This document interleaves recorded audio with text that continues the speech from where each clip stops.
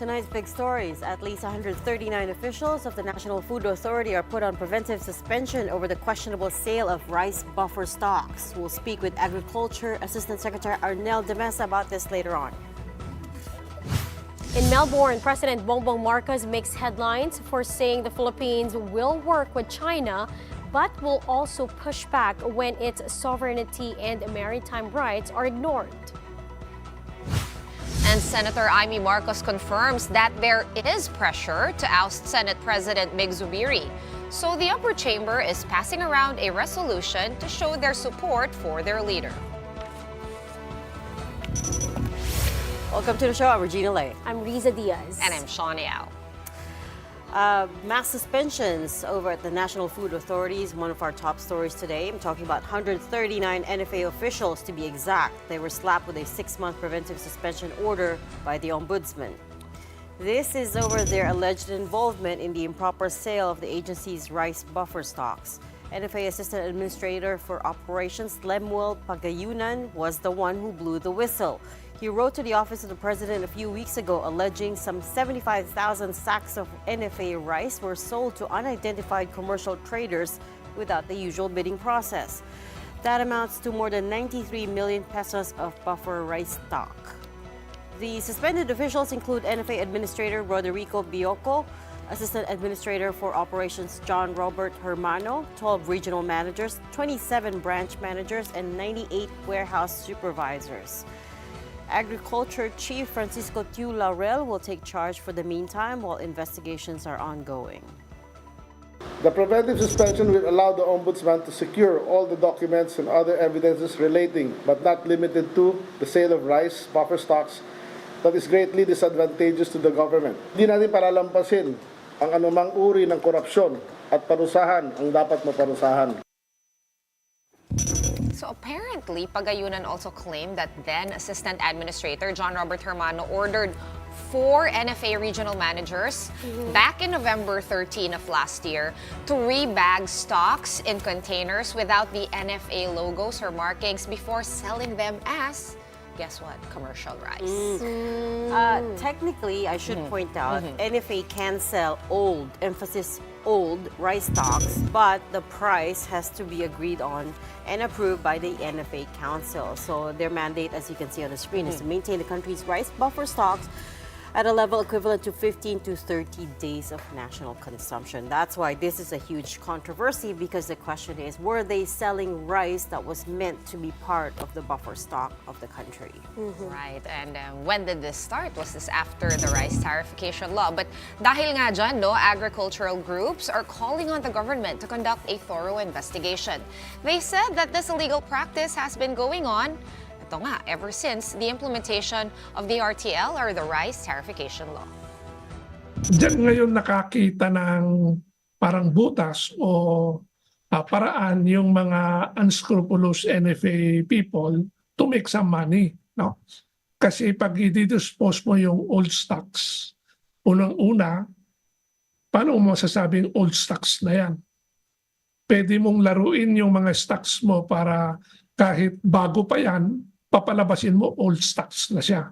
Now, so you will do some manipulation ng inventory mo. If a trader bought that rice to na hindi na palay, naghiling na siya, he bought it at 25 pesos per kilo dahil yun ang release price ng NFA. And then dadalhin niya yan sa palengke and he sell it at 45 to 50 pesos. Ang laki ng kita. It's not just the Ombudsman and the DA that's conducting an investigation. The Senate will also hold an inquiry through its agriculture panel headed by Senator Cynthia Villar. Nag-investigate kami, may nag-complain. Bakit mo naman ipagbibili ang NFA rice? Subsidy yun ng government for the people na kailangan ng rice, like the victim of calamities at saka yung mahihirap na mahal-mahal ng rice sa market. Ba't mo ipagbibili sa trader? At ako, bumibili ako, hindi ako nakabili. Kung bumibili kayo para pamigay? Sa Mindanao, hindi ako nakabili. Bakit ma'am? Wala daw stock. Now here to give us more details on this mess, joining us on the line, we have DA Assistant Secretary Arnel De Mesa. Good evening, Assistant Secretary. Thanks for being with us. Hi, good evening. Asec, this is quite a scandal, I have to say. 139 officials from the NFA, top levels down to warehouse supervisors. Supposedly, we're talking 93 million pesos in unapproved sale of rice. Talk us through the investigation. It's only been a few weeks, right? And what evidence have you uncovered? You're correct. We've just started the review since last week, and we're hoping that the investigators will give us updates anytime soon. So was there a whistleblower? Please clarify. So according to our report, if you were listening, NFA Assistant Administrator for Operations, Lemuel Pagayunan, was the one who blew the whistle. Since he blew the whistle, have we found out more, or are we taking his word for it? Or have we uncovered more information about the modus that's going on? Aside from the charge sheet or the complaint made by Assistant Administrator Lemuel Pagayunan, Ombudsman and two of our teams, the Internal Audit Service as well as a special panel created by the Secretary, are now looking into first the complaint of Pagayunan and other documents that we seem fit for this review and analysis. Asec, do we already have figures, estimates as to how much and or how much supply and on that money have been lost in this resale scheme?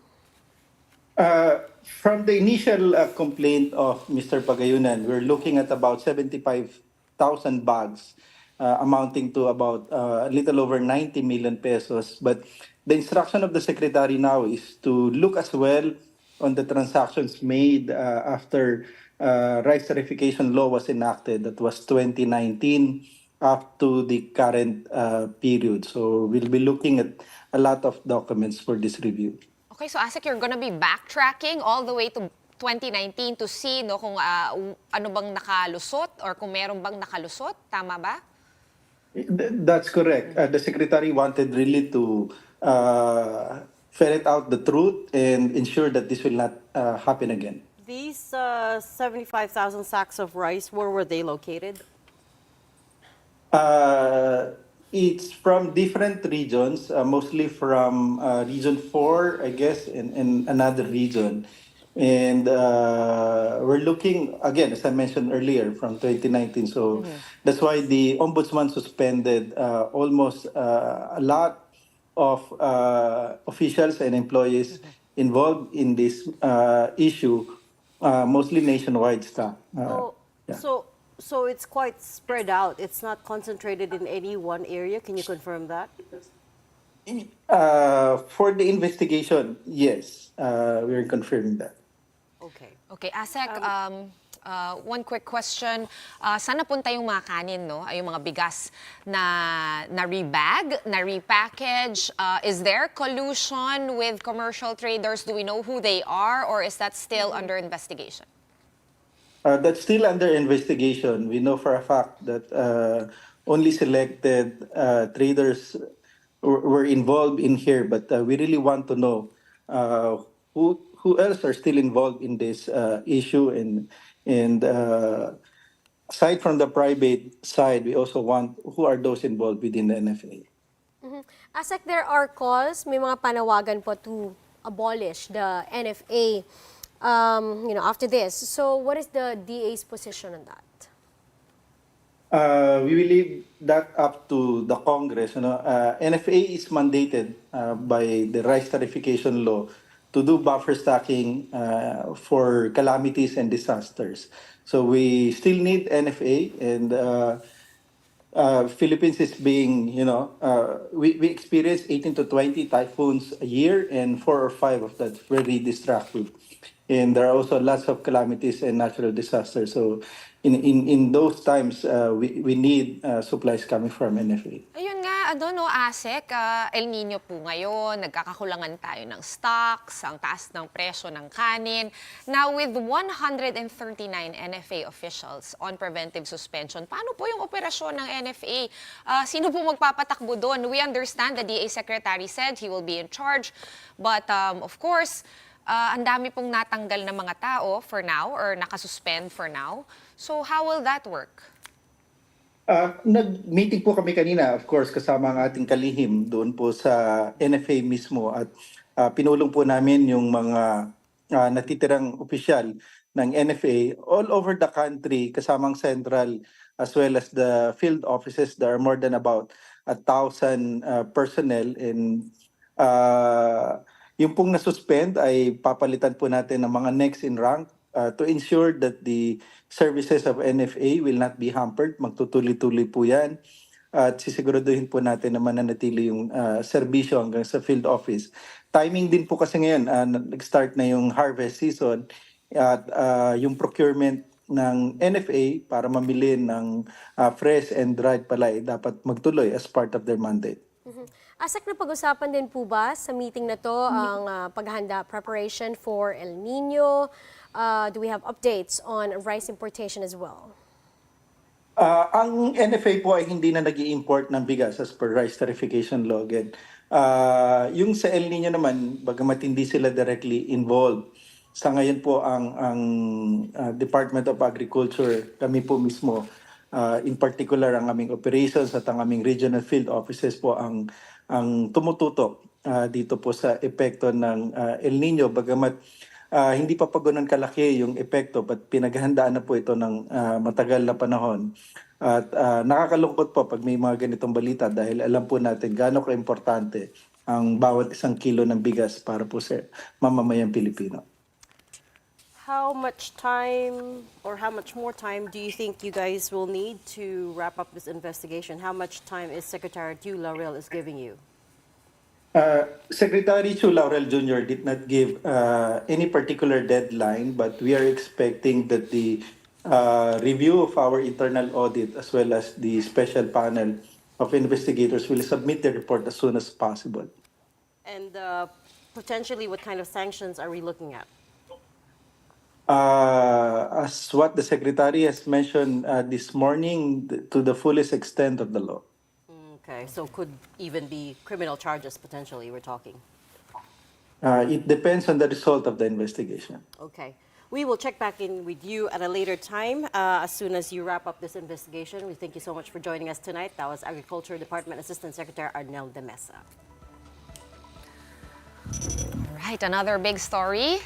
President Bongbong Marcos's second visit to Australia in just 1 week. The president delivered a strong message there that the Philippines will be pushing back against China if its sovereign rights are ignored.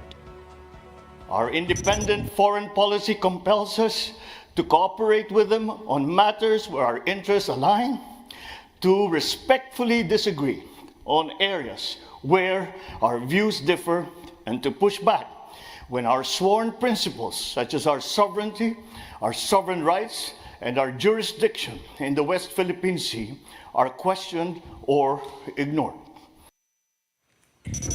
President Marcos said this at a packed forum hosted by the Lawi Institute in Melbourne.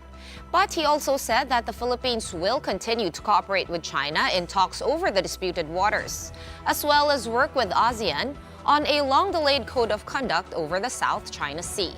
The president also told the room that there is too much emphasis being placed on the rivalry between Washington and Beijing.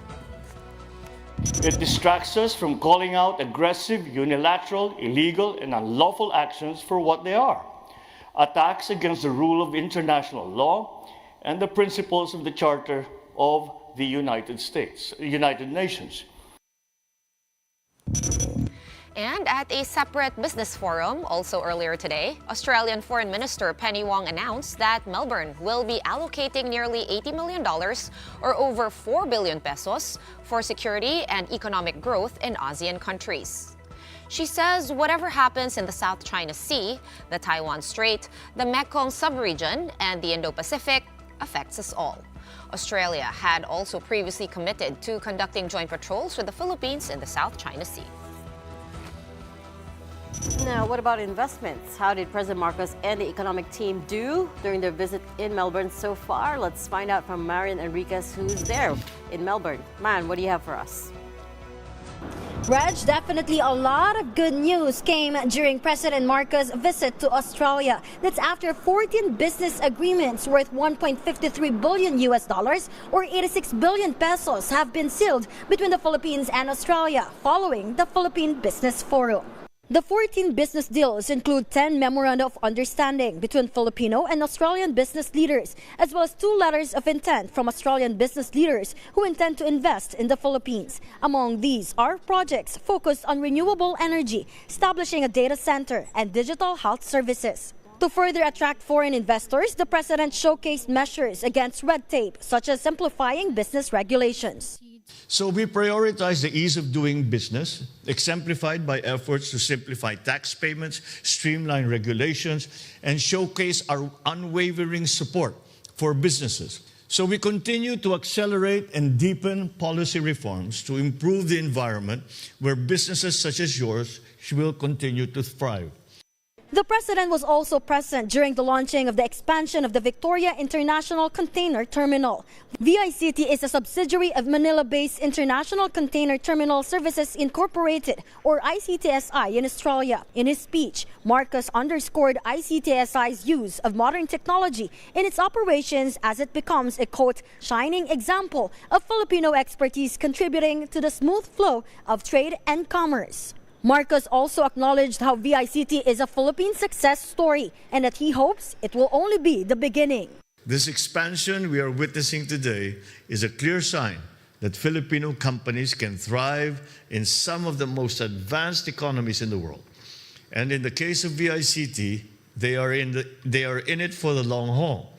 President Marcos, meanwhile, also met with Cambodian Prime Minister Hun Manet. In the bilateral meeting, the 2 leaders agreed to strengthen agricultural ties, particularly in rice trade, tourism, commerce, and investment. Reg, just a couple of hours ago, President Marcos visited the Filipino community here in Melbourne. And tomorrow, his schedule remains packed as he has a bilateral meeting with the Prime Minister of New Zealand. And he will attend the official welcome for the 2024 ASEAN-Australia Special Summit. Marcos will fly home on Wednesday, March 6. Back to you.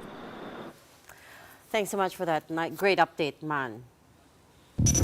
Meanwhile, the Philippine Coast Guard has deployed the BRP Gabriela Silang for a 2-week mission to Batanes and Benham, or Philippine Rice. According to PCG spokesperson Rear Admiral Armando Balilo, the vessel will patrol these areas and conduct maritime domain awareness, intensify Coast Guard presence in northern Luzon, and monitor local fishermen. The move comes after Ray Powell, a former U.S. Air Force official and ex-defense attaché, flagged the presence of 2 Chinese research vessels loitering northeast of the Philippine Rice. Now, speaking on Radyo 5, Philippine Navy spokesperson Commodore Roy Trinidad said that they have been tracking these vessels. As of yesterday morning, ito ay malayo na sa ating exclusive economic zone. Ito ay na-track natin for the past 3 or 4 days na ang kanyang general direction mula sa Balintan Channel o northern part of Luzon ay southeast ang direction na papuntang Pacific Ocean. As of yesterday morning, mga almost 800 miles from Kasiguran, east of Kasiguran ang kanilang location. We'll be pausing for a quick break, but right after that, the Justice Department files cases against Kingdom of Jesus Christ leader Apollo Kibuloy. That and more when we return. Keep it here on The Big Story.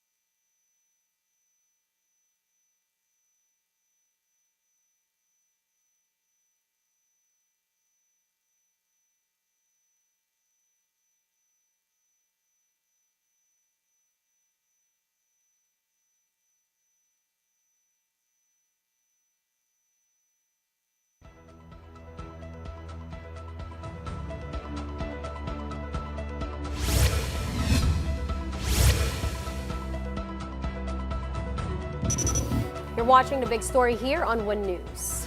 The Justice Department has ordered the filing of child abuse and qualified human trafficking charges against Kingdom of Jesus Christ leader, Pastor Apollo Kibuloy.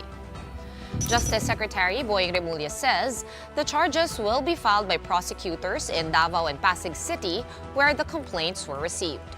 Charges will also be filed against some of the pastor's associates. The Justice Secretary has also signed a precautionary whole departure order against Kibuloy to prevent him from leaving the country. The pastor has earlier denied abuse allegations against him that came to light in a Senate probe. Senator Risa Ontiveros, who is leading the Senate inquiry, lauded the DOJ's move, noting that this is a huge win for Kibuloy's victims.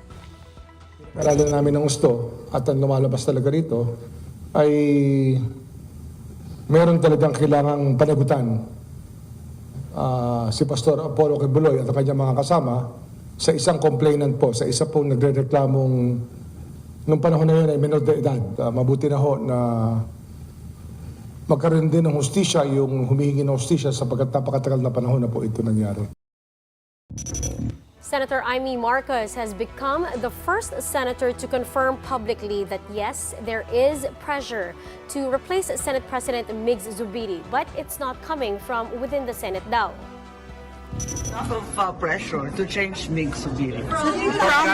But it's all coming from outside the Senate, not within the Senate. So strange. Maraming ugong. Pero lahat ng ugong galing sa Kongreso, hindi sa Senador. Nakakatawa nga eh. Palitan na lang kaya nila yung speaker, ba't nila papakialaman yung SP? Rumors have been swirling again recently that Zubiri may be ousted, but then again, there were also such speculation last year and nothing happened. This time around, the upper chamber is reportedly passing around a resolution in support of Zubiri, to which a number of senators have already signed. I signed a resolution to show my support kay SP and gratitude dinefend din ang institution. Wala akong narinig na yun. At nakita naman natin kung gaano ipinaglaban ni SP ang institution. Ano yung loyalty check? Parang gano'n? Something like that. Tingin sa akin, very solid supporters kami ni SP. Kaya wala kumakausap sa amin. Siguro kita nila kami, yung core, hindi kami kalas.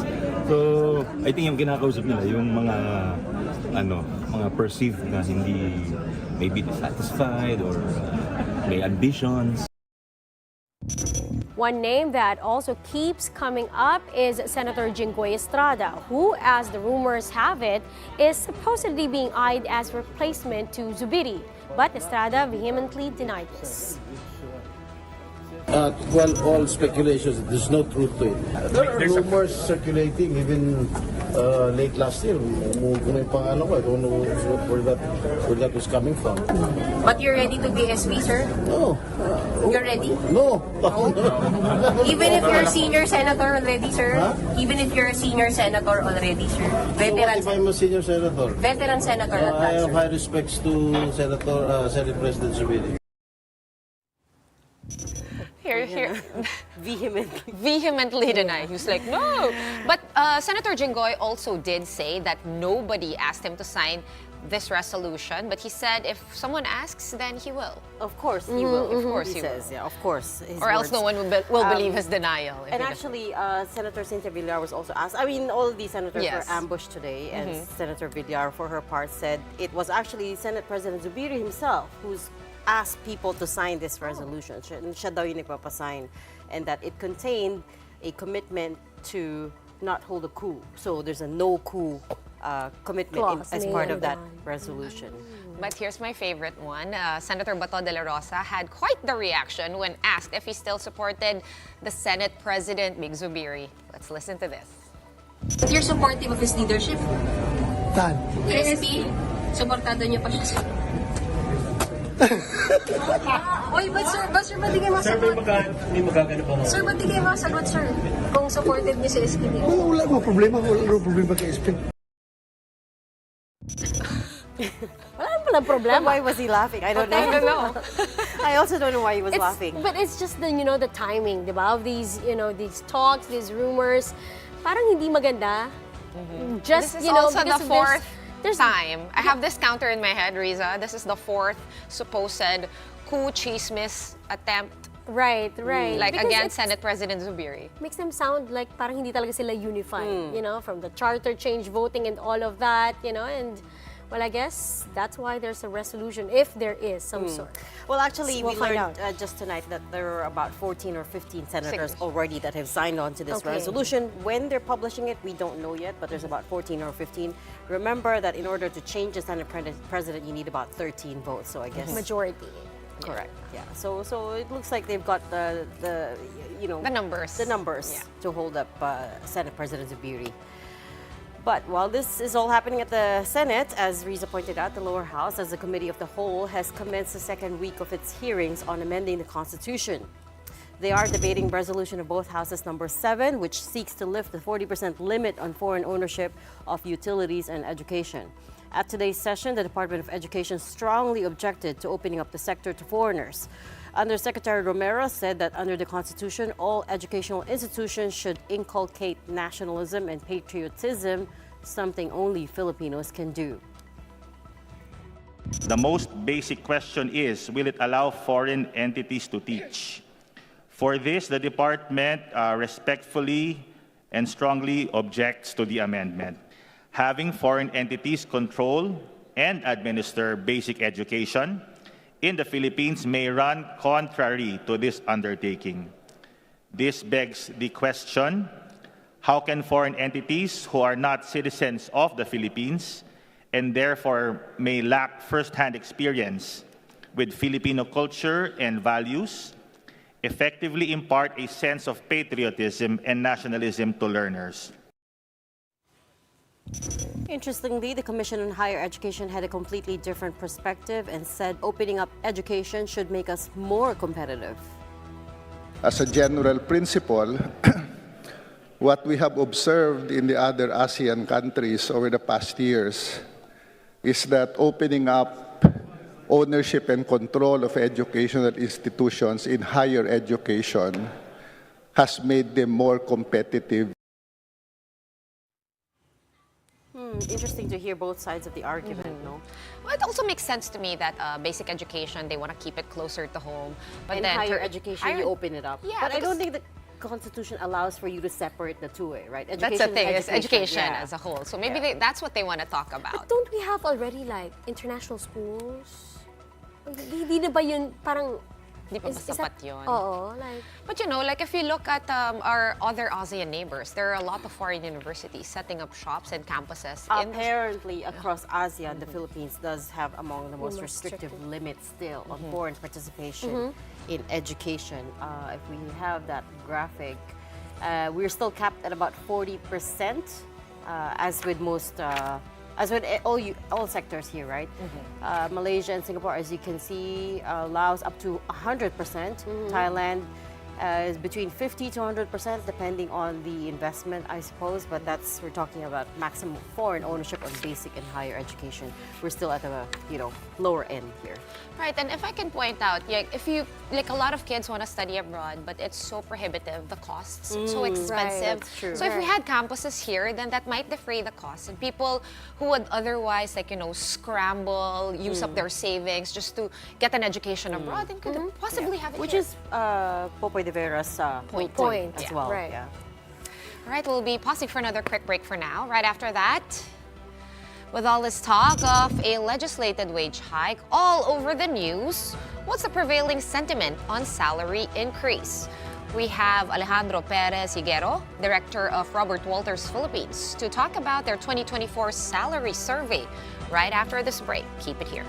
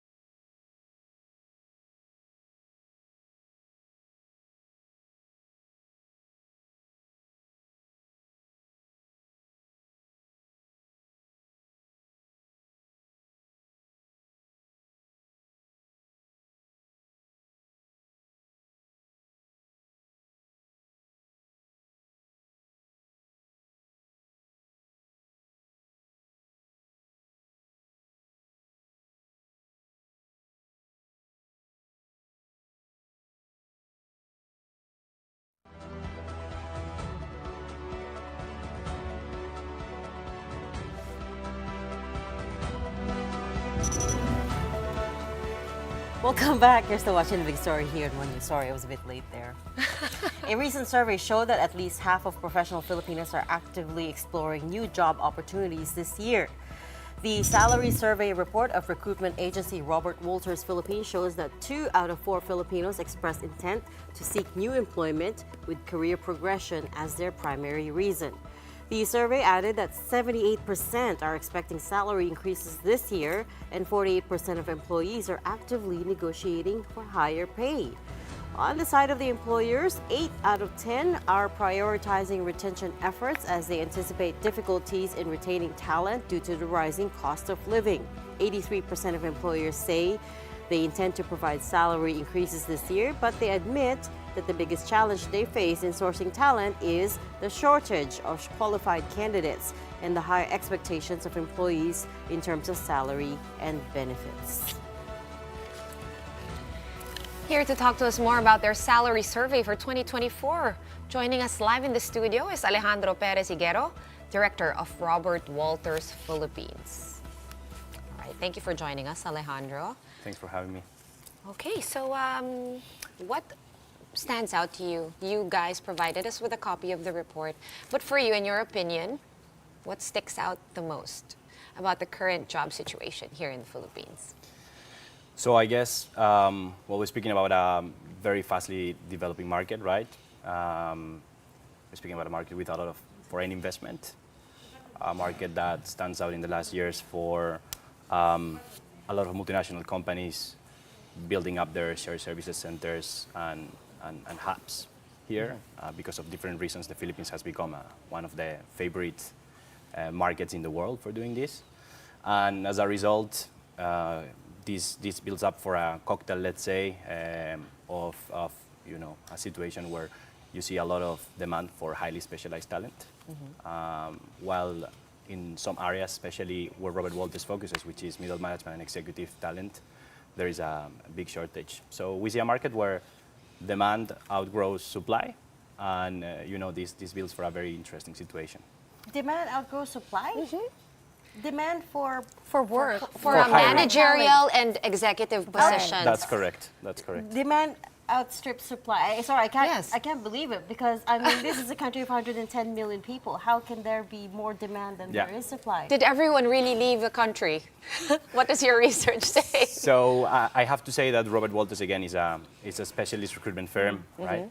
So this means we focus on hiring professionals from management up to executive level. Yes, correct. Right? So when we're speaking about this type of professionals, we're speaking about profiles with very high level of expertise in specific hard skills, as well as specific soft skills. So exposure towards P&L management, people management, stakeholder management in general, together with the hard skills of the given specialization, may it be finance, technology, sales, marketing, etc.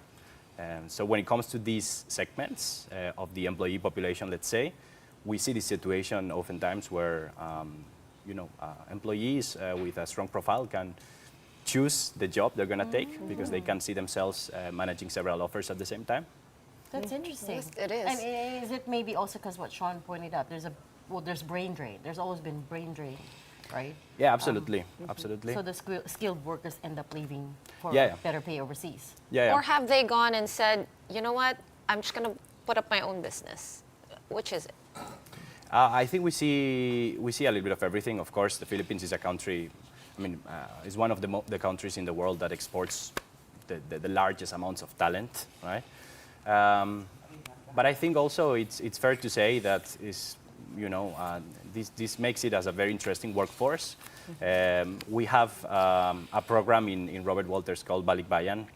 So this is a campaign by which we get in touch with Filipinos residing overseas, middle management up to executive level. And we basically get in touch with them to understand their situation, to understand their drivers, their motivations, what will be the right job for them to get back home. And we're seeing an increase in you know, these returning profiles, returning Filipinos. So I guess people are leaving, but people are coming back as well. And I think the market is getting more interesting. So I think we can be optimistic as well. Plus, too, the cost of living in other countries is just like getting higher and higher. But based on your studies, what are employees looking for in companies for them to be able to stay? Yeah. So we ran our salary survey, which just as a way of introduction, is a product we build and launch every year in all the geographies we work in, which is more than 30 across the world, every year on an annual basis, right? So we handle a lot of data from clients and candidates we meet with on a daily basis, right? And what we do is we build benchmarks and we build a report where we share the overall sentiments and drivers of both employees and employers, right? And we release this in the market. We released this very recently this year. And it says that employees at this level, middle management executive roles, their preferences for when it comes to choosing a job are first a competitive package, including very attractive bonuses. So at this level, I think people are willing to go the extra mile and have an ambitious career path ahead of themselves, which means if I'm able to hit my targets, I'm going to be well rewarded. Then we were speaking about private healthcare. Benefits, yeah. Benefits that are not just monetary, but private healthcare becomes a very important benefit. We're speaking about work setup as well. And we're speaking about training. We're speaking about learning and development. Alejandro, you said your Balikbayan program has been successful. What do you tell these Filipinos abroad to make them come back? What is the single biggest factor that makes them come back? Is it the money, plus, coming back home, being with family? Yeah. So we conducted a short survey as well among our Balikbayan community of candidates, right? The main reasons were for these people to come back to the Philippines were very feeling driven. The main reasons were taking care of family, aging parents, etc. One.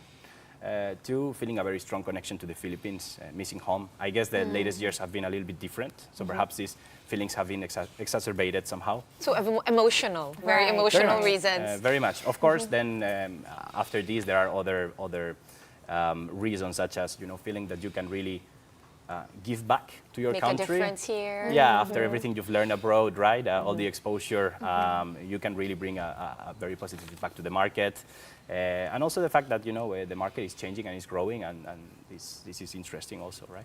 You talked about learning and training, and I think a lot of people would like to know, where are the opportunities, especially in this age of AI, right?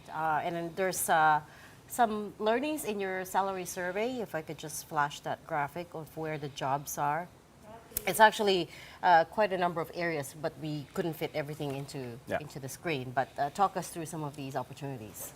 Yeah, so you mean opportunities from a job perspective, from a training perspective? From a job perspective. Yeah, so when we speak about learning, development, training, right, what we got out of our salary survey is that the biggest shortage of skills are those considered technical skills or hard skills. So let's say the more technical the role becomes, the more difficult it gets to find the right person to fill it in, right? When we speak about technical skills, predominantly technology. So technology skills, artificial intelligence, data-related skills are super in demand. And there is a very big need for building, for skilling up employees in these areas. After technology, we also see a very big demand for technical finance skills. Oh, wow. And a shortage in this market specifically as well.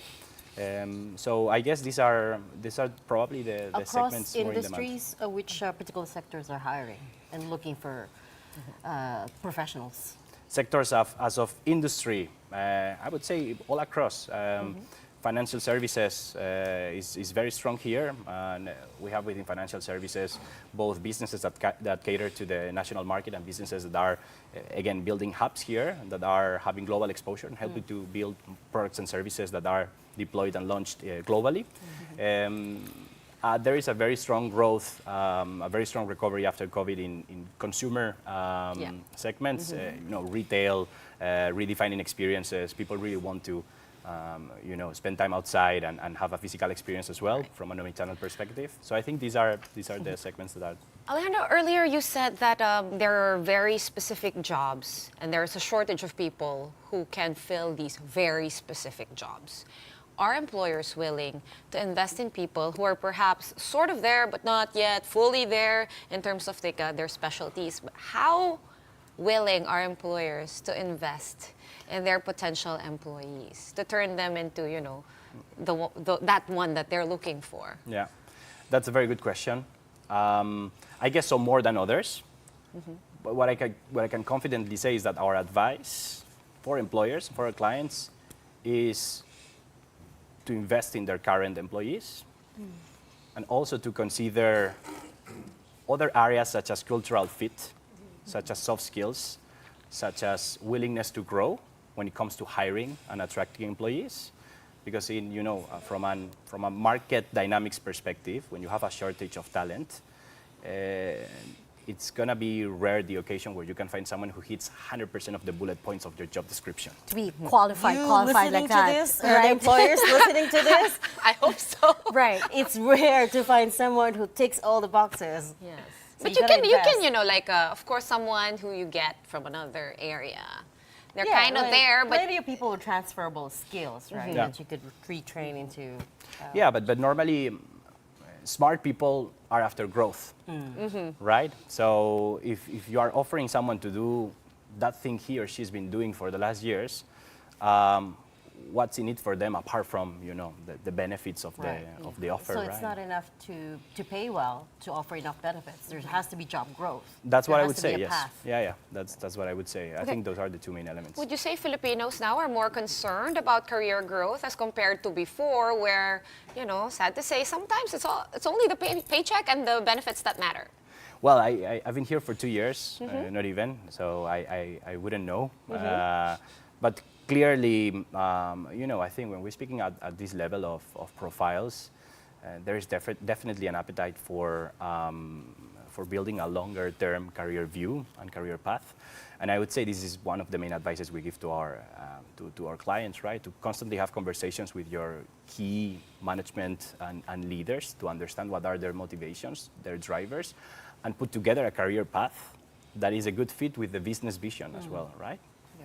Okay, so for employees, on the side of employees trying to apply for like a higher position, what are the skills that they need to like learn, or should you say upskill? Yeah.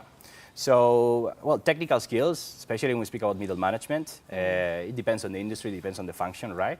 But I would say technical skills can really make a difference. And then, for leadership positions, I think soft skills, again, stakeholder management, leadership, people management, etc. These are given with exposure, but this can also be upskilled. So soft skills, both hard skills and soft skills are important. Hard skills is the largest shortage, but definitely when we're speaking about leadership roles, soft skills are very One important. last question. What is, where are Filipino, when we're talking about Filipino employees, middle management, upper middle management, and up, what are we lacking? Well, that's a good question. I guess it's a very attractive market. It's, again, one of the top markets chosen by international employers for building a hub that is going to be bringing value worldwide. Great communication skills, great stakeholder management, great English. To be honest, I think what can make the difference is that exposure to international stakeholders that this, Balikbayan, for instance, can bring when we bring them back. Yeah. So, I think this can really make the difference because you can import knowledge that if you have never left the country or you've never had global exposure positions, it's more difficult to acquire, right? So I would say, it's interesting to see more and more employers offering this opportunity without leaving the country, right?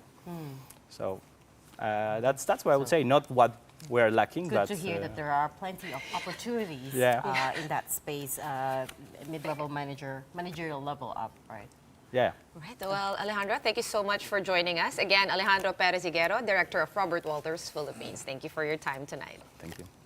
Another quick break for now. Right after that, tributes pour in for veteran actress Jaclyn who died unexpectedly over the weekend. More details when we return. Keep it here on One News.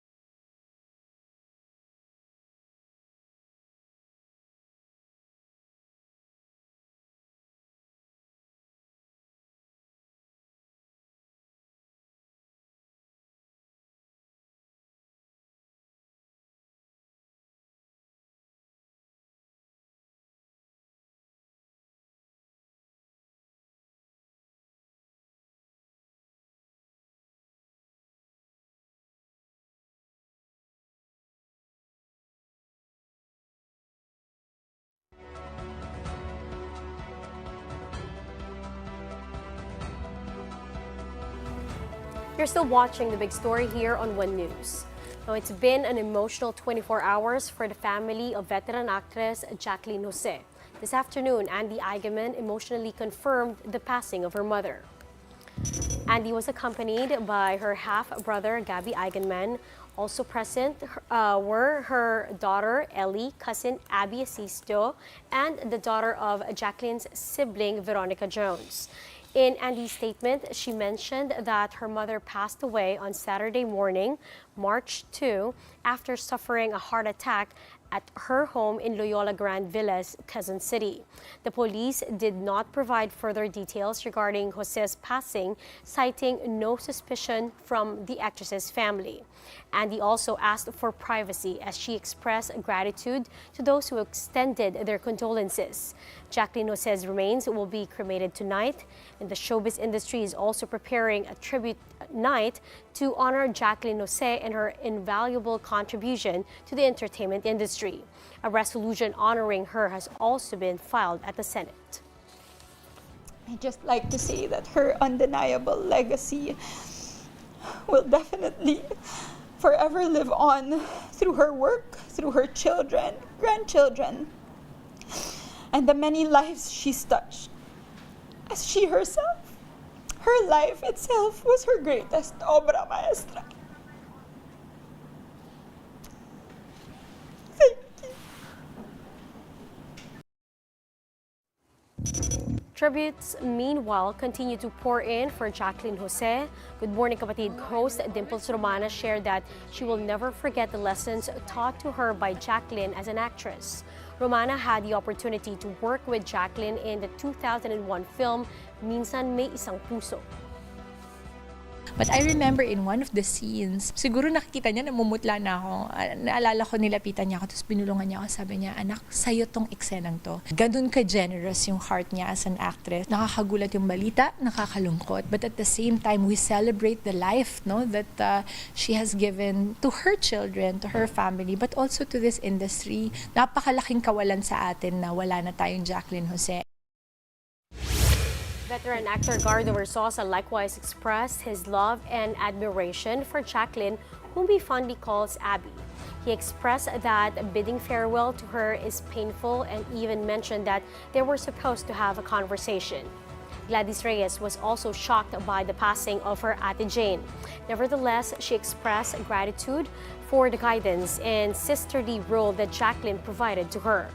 Singer-songwriter Ice Sigera was also shocked to hear the news of Jose's death. According to Ice, the industry suffered a huge loss with the passing of the one and only Jaclyn Jose. It's truly a sad day in showbiz, losing. Gone too soon. Yeah, gone too soon. Only 59 years old. And again, remember, Jaclyn Jose did beat out Marion Cotillard in Cannes for Best Female Actress. Right. And again, I loved her. I grew up watching her drama shows, so sometimes she's the villain. It's really hard to believe that she's gone. I mean, it's always a bit shocking whenever you wake up to news of somebody famous dying all of a sudden, right? And again, too soon. So you can only imagine what the family's feeling. Our hearts go out to the family that she left behind. On that very sad note, that's it for the big story tonight. We are One News, all sides, all the time. Thanks for tuning in. Have a good night.